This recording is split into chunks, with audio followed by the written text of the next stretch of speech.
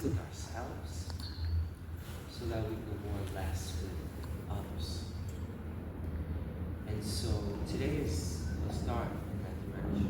It's how can we more less? Well, we have to heal, we have to get rest, we have to get loved up on our feet, and your acupuncture, stretch and breathe. So this is a prayer for balance, this is a prayer for harmony, this is a prayer for peace for ourselves.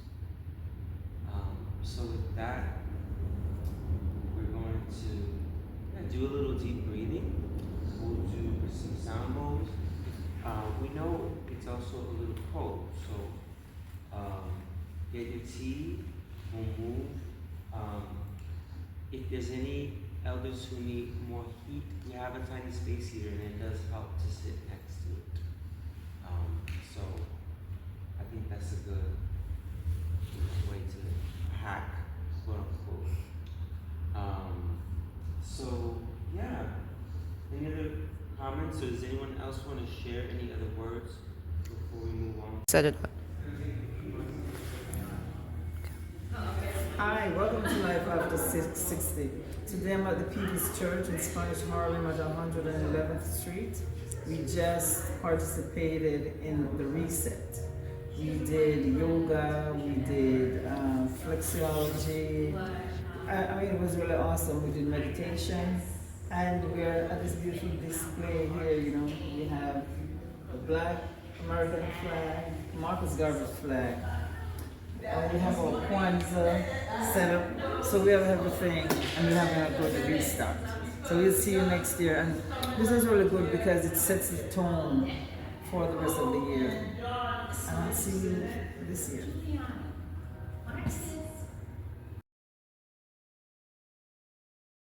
To people, not to feel like I'm obligated to fix people.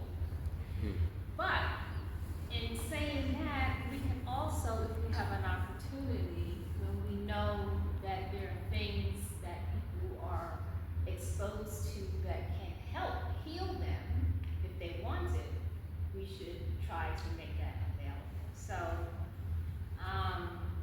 this is the 2nd year anniversary. I will say I also wanted to do this in my community. I live not too far from the African burial ground downtown Manhattan.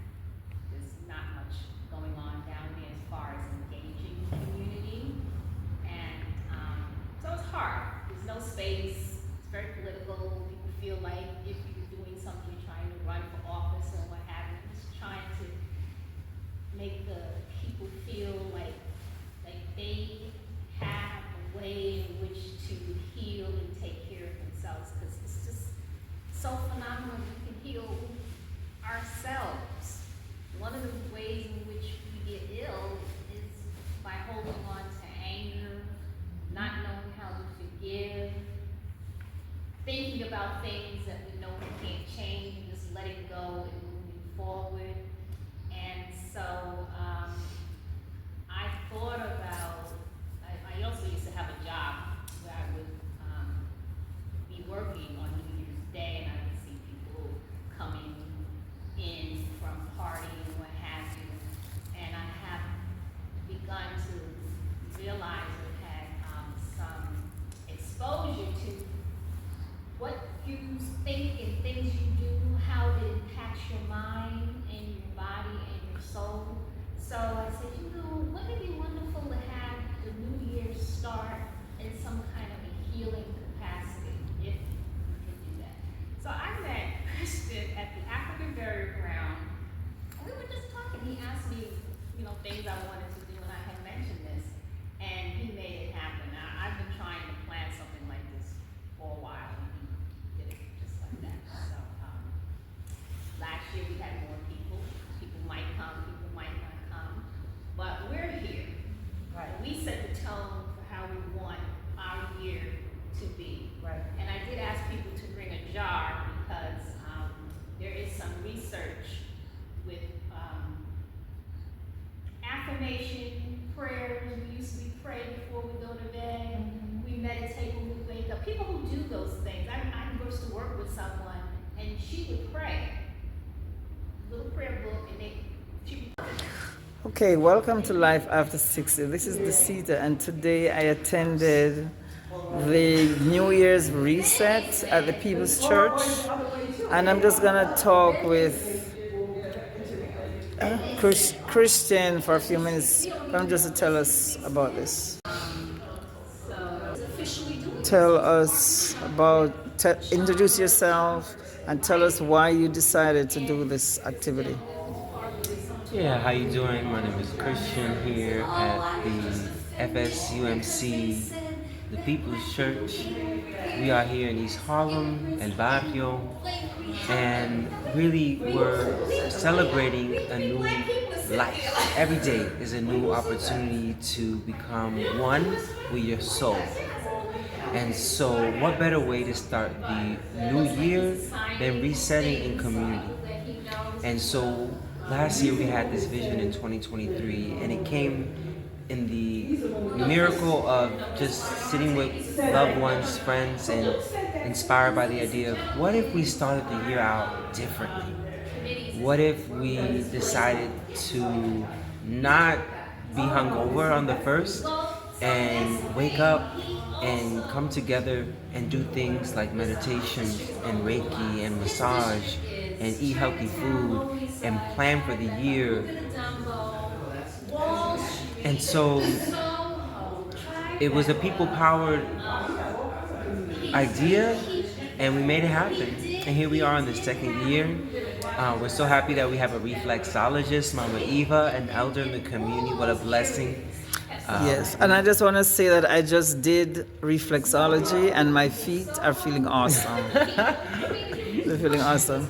Powerful hands of Mama Eva, and we also had a meditation and a chair yoga session, and we have collard greens and we have fruits. And really the idea is this is not a for-profit endeavor, right? This is really about creating safe spaces for people to come together and to celebrate what it means to be one as a community. Oh, that's awesome. And so just grateful for the people who heard the call of action to Central Healing on their first day of the year, because that means that's stepping with the right foot for the rest of this year. And Exactly. we know Yeah. these years are not going to get easier. And so our spiritual toolkit needs to be full of tricks and tips and community. And so we're just blessed to be here. Thanks, and I'm glad I came. And also, could you just tell me a little history of the church, because it's called the People's Church. I mean, why is it called the People's Church? And it doesn't really set up like a church. Usually have pews and it's just an open space. So yeah, so really there's so many things to say. The church is 100 years old, the first Spanish United Methodist, and it has a long history of being one of the first Christian Spanish congregations that didn't have a home for many years until it came here to this location. This church was actually founded in 1880 as a Baptist church. I'm still doing research on interesting. 1880, because I thought the church was 100 years old, and then I was doing research and wow, who were these Baptists? And so I'm still doing research of that hidden history, and I know someone has it somewhere. But when we talk about the People's Church, we're talking about the young lords. We're talking about a group of young people who were living in conditions that were near apartheid, right? Where we have hospitals providing sub-services to Black and brown communities. We have lead poisoning happening throughout New York City buildings. And we have young people who are voiceless. And so they unite together and they start to serve the community. The folks are serving the community at the church, and they are not getting the support that they need. In order to get more support and to bring awareness to the plight of the community and the impacts of imperialism on this community, they decide to take over the church. Oh, okay, interesting. And so there's a lot of details on how they ended up taking up the church. But for 11 days, they were here. And for the first time, you had Puerto Rican history taught in North America, taught in New York City. Interesting. Right? You had people learning about their own history. You had music. You had food distribution. And you had community coming together, love and liberation under one roof. And right now, we're still in a continuous battle to maintain the church in the people's hands. And so we're working with the Methodists, and there are many strategies. Some folks are taking the strategy to take on the Methodists, to maybe even create a new opportunity for the church to not be under the Methodist wing and be under just a people's church. Okay. Though, there are others who are thinking that there's a path forward. So we as a community are working through our challenges to make sure that these doors stay open so that we can still remain a symbol for the future of our city, of what it means to serve your community, serve with love and serve with light. Okay, and what role are you playing in the church currently? What role are you playing? So I wear a few hats. I'm on the leadership council. On the leadership council, I assist, whether you're talking about the service, I'm helping with the tech. So I'm behind the scenes. I'm helping, with the sound system.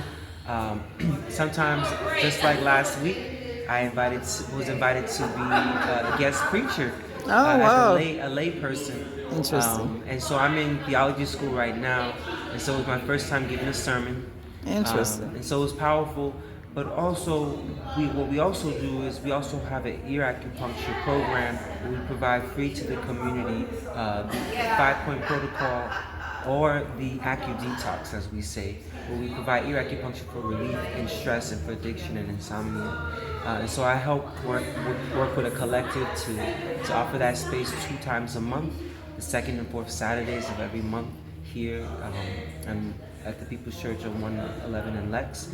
And I'm also always involved in making sure if you're hosting an event here that you got everything you need. And so really we're here to serve the community. If you have any ideas, come through. We want to support you. If you have ideas to bring more love to the community, we want to get more youth involved, right, into healing work. We want to get more youth involved with community support. So yeah, that's what we're doing out here. Thank you very much. Thank you so much for coming through. See you next year. Okay.